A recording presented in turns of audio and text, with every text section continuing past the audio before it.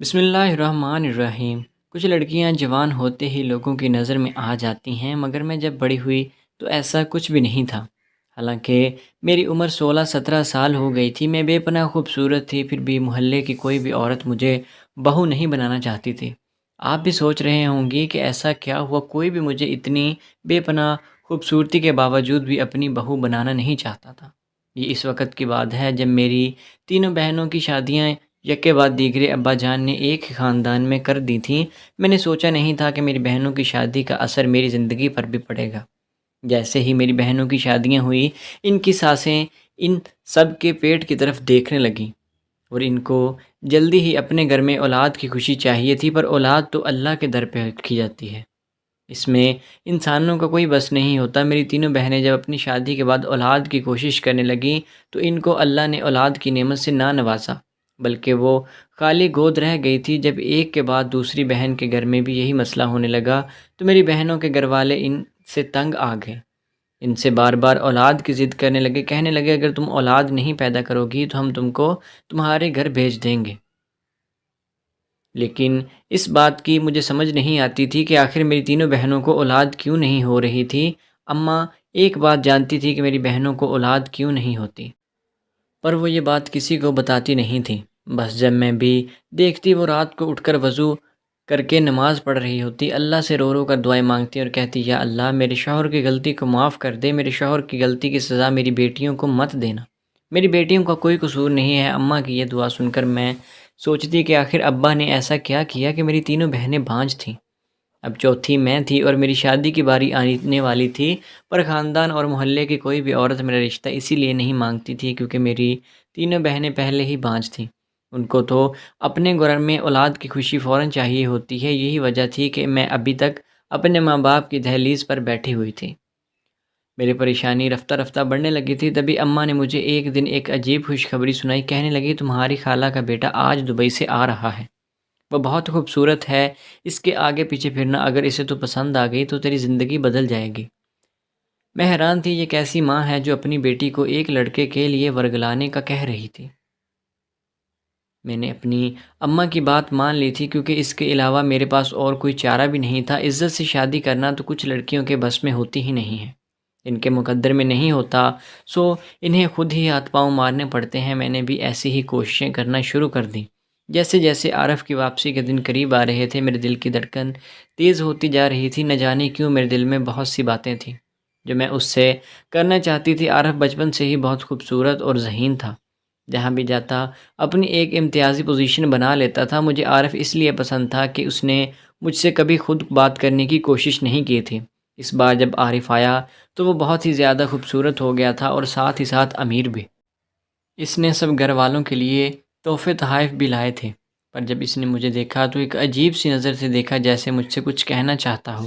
میرا دل تو اسے دیکھ کر دھڑکنے لگا تھا، اور پھر وہی ہوا جسے میں نے سوچا تھا۔ مجھے تو اس کے آگے پیچھے پھرنے کی ضرورت بھی نہیں پڑی۔ ایک دن عارف میرے پاس آیا اور کہنے لگا کہ شمائلہ میں تمہارے لیے خاص تحفہ لایا ہوں، پر وہ تمہیں سب کے سامنے نہیں دے سکتا، اس کے لیے تمہیں میرے گھر آنا ہوگا۔ میں اس کی بات کا مطلب سمجھ گئی تھی۔ اگلے ہی دن میں عارف کے گھر پر چلی گئی۔ عارف مجھے ایک کمرے میں لے گیا۔ خالہ جان اس وقت گھر پر نہیں تھی، اس نے مجھے ایک خوبصورت برقع دیا اور ساتھ ہی ایک خوشبو بھی دی۔ یہ کافی مہنگی خوشبو لگتی تھی۔ کہنے لگا میں تم سے ایک بات کرنا چاہتا ہوں، اگر تمہیں اچھا لگے تو ہی اس کا جواب دینا، ورنہ میں یہ تحفہ دینے کے لیے احسان نہیں جتا رہا۔ میں نے کہا ضرور کہو، تم میرے خالہ زاد ہو، اس میں احسان والی کوئی بات نہیں۔ بولا کہ شمائلہ میں تمہیں بچپن سے پسند کرتا ہوں، اگر تم مجھ سے شادی کرنا چاہو تو میں بہت خوش رہوں گا، میری تم بچپن کی مانگ ہو۔ میں نے کہا عارف یہ تم کیسی باتیں کر رہے ہو، تم جانتے ہو نا کہ میری تینوں بہنیں بانجھ ہیں، ان کے ہاں اولاد نہیں ہوتی، اسی لیے میری بھی شادی نہیں ہوتی، ورنہ تمہیں کیا لگتا تھا کہ مجھ جیسی لڑکی کنواری رہ سکتی تھی؟ عارف میری بات سن کر مسکرا پڑا اور بولا ارے پگلی تم فکر کیوں کرتی ہو، میں تم سے شادی کروں گا تو مجھے تم سے ہی محبت ہوگی، مجھے اولاد کے لیے تم سے شادی نہیں کرنی۔ کیونکہ اتنا کہہ کر وہ خود بھی خاموش ہو گیا، کیونکہ میں نے حیرت اور تجسس سے اس سے پوچھا کچھ نہیں، تم گھر جاؤ، اگر اپنے دل سے سوچو اور جواب سمجھ پاؤ تو مجھے ضرور بتا دینا۔ تمہارے جواب کا انتظار کروں گا، یہ کہہ کر عارف وہاں سے چلا گیا اور میں سوچتی رہ گئی کہ اس کو کیا جواب دوں۔ یہ خالہ کا گھر تھا۔ میں فوراً کمرے سے باہر نکلی اور اپنے گھر کی طرف تیز تیز قدم بڑھا دیے۔ میں نے بڑی سی چادر میں وہ برقع چھپا لیا تھا، پر جیسے ہی میں گھر میں داخل ہوئی اماں نے مجھے دیکھ لیا۔ وہ مجھ سے کہنے لگی، یہ کیا ہے؟ میں نے کہا، اماں تم نے ہی تو کہا تھا کہ عارف کے آگے پیچھے پھرنا، اب دیکھو نا، اس نے مجھے گھمانے پھرانے کے بغیر ہی شادی کی پیشکش کر دی ہے اور یہ تحفہ بھی دیا ہے۔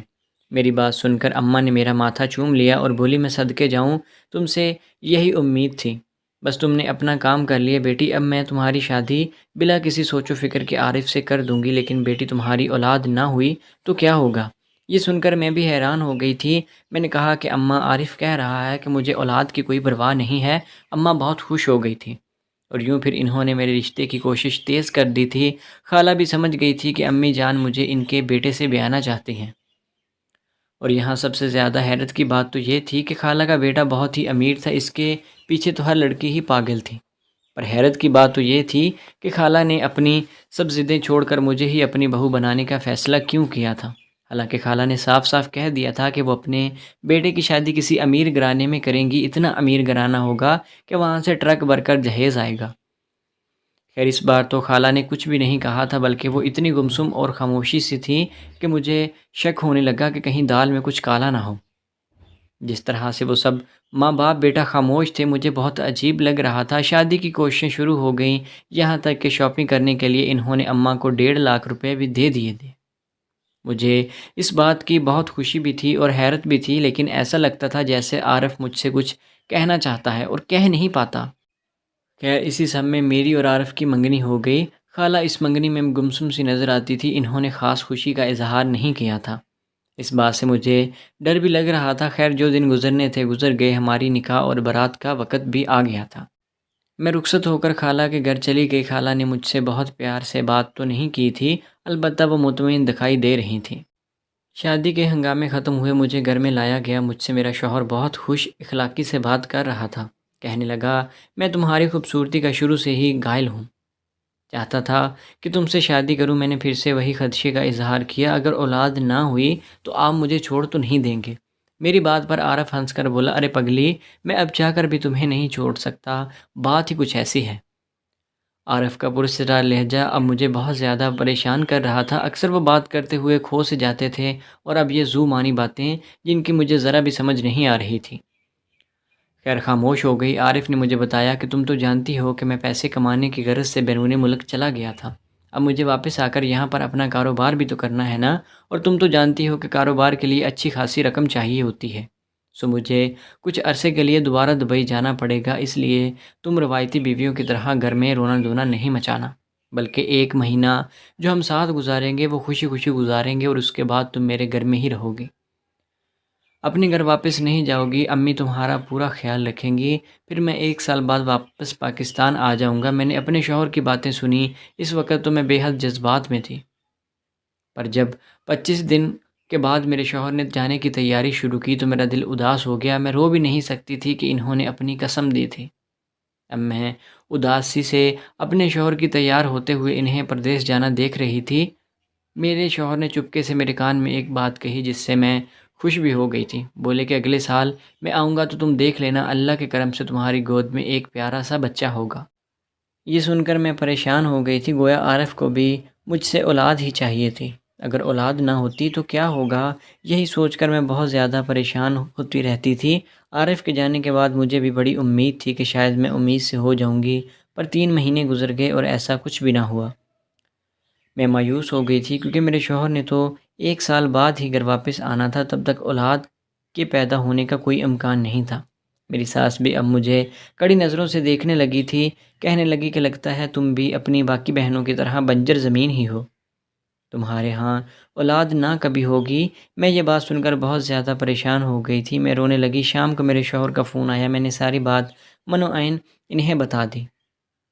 کہنے لگے کہ تو اماں کو یہ بات نہیں کرنی چاہیے تھی، میرا تو دل خوش ہو گیا تھا کہ میرا شوہر میری ماں کے خلاف جا کر میری حمایت کر رہا تھا، پر مجھے کیا پتہ تھا کہ وہ محبت میں اتنا گزر جائیں گے کہ میں خود بھی یقین نہیں کر پاؤں گی۔ کہنے لگے کہ اگر تمہیں اولاد نہیں ہوتی تو کوئی بات نہیں، میں نے کہا کہ اماں آپ کی کبھی بھی اس بات پر نہیں مانیں گی، آپ کو ضرور وہ دوسری شادی کا کہیں گی۔ کہنے لگا تم ایسا کرو میری ماں جی سے بات کرواؤ۔ میں نے ان کو اماں سے بات کروا دی۔ اس کے بعد ان کی ماں خاموش بھی ہو گئی تھی اور چپ چاپ بھی کہنے لگی تھی کہ ہاں مجھے بھی کوئی اعتراض نہیں ہے، جیسے تم رہتی ہو رہ لو۔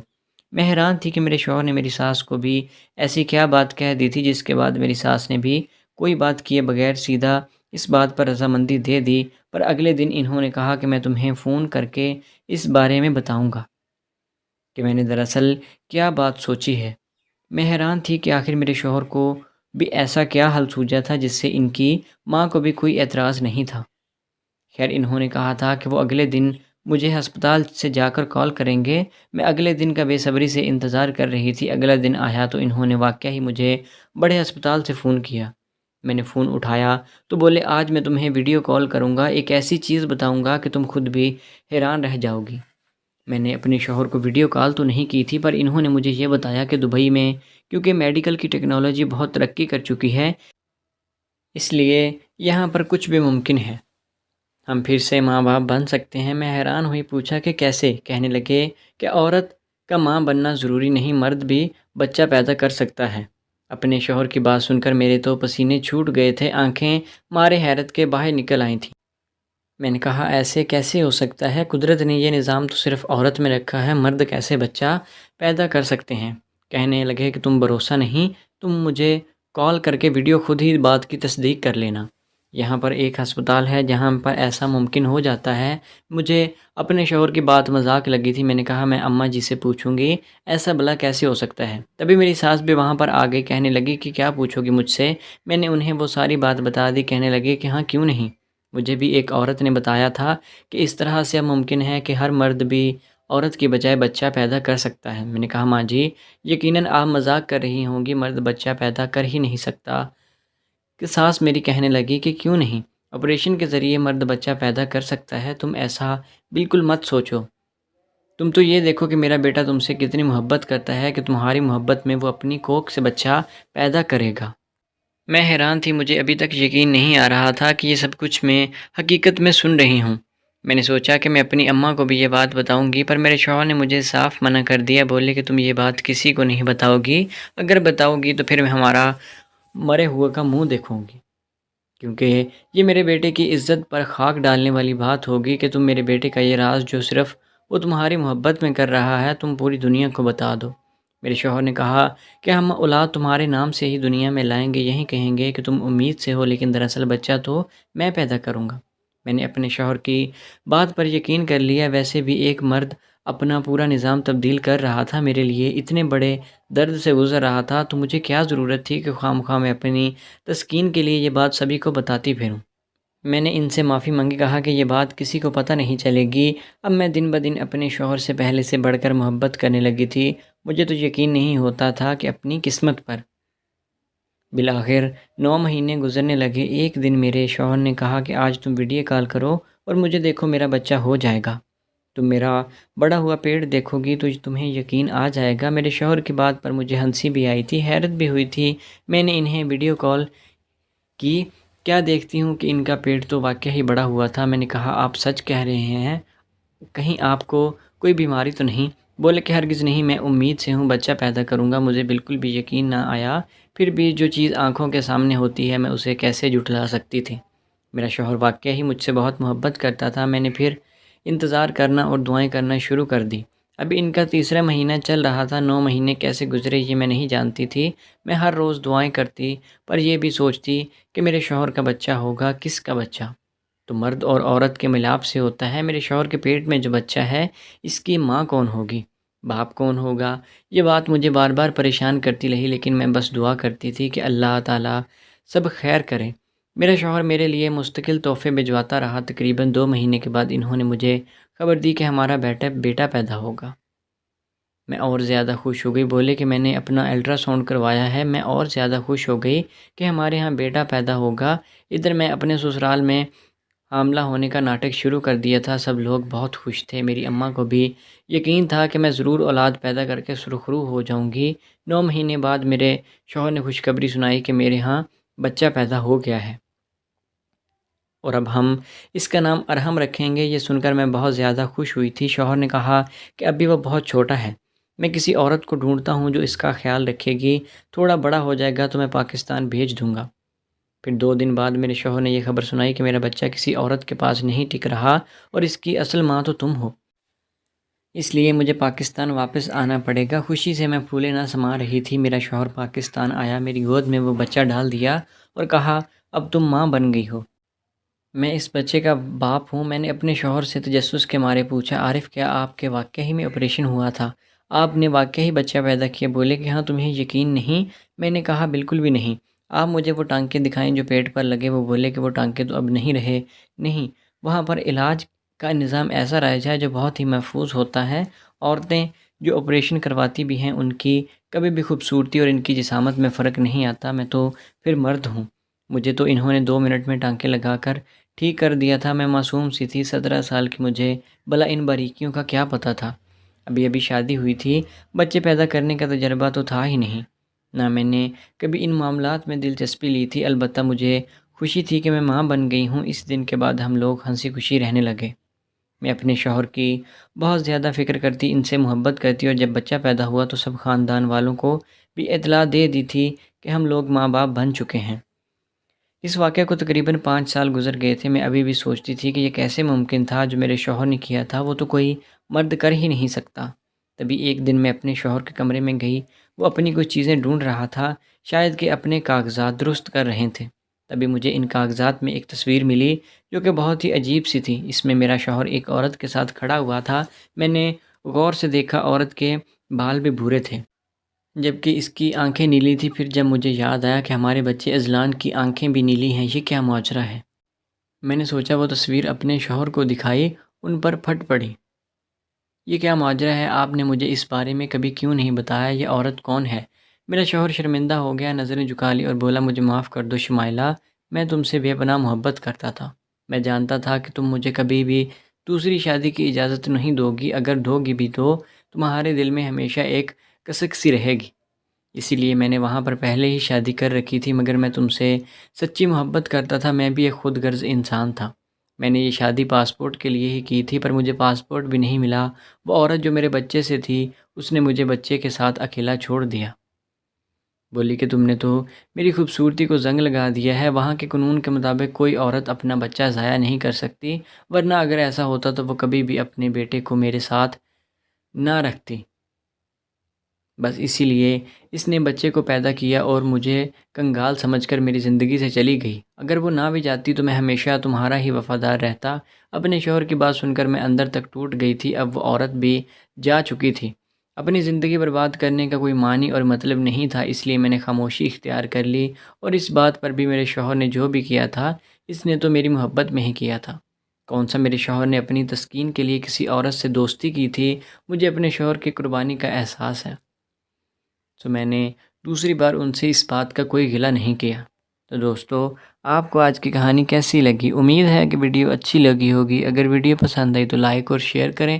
اگر چینل ابھی تک سبسکرائب نہیں کیا تو چینل کو سبسکرائب کریں۔ ملتے ہیں نیکسٹ ویڈیو میں، تب تک کے لیے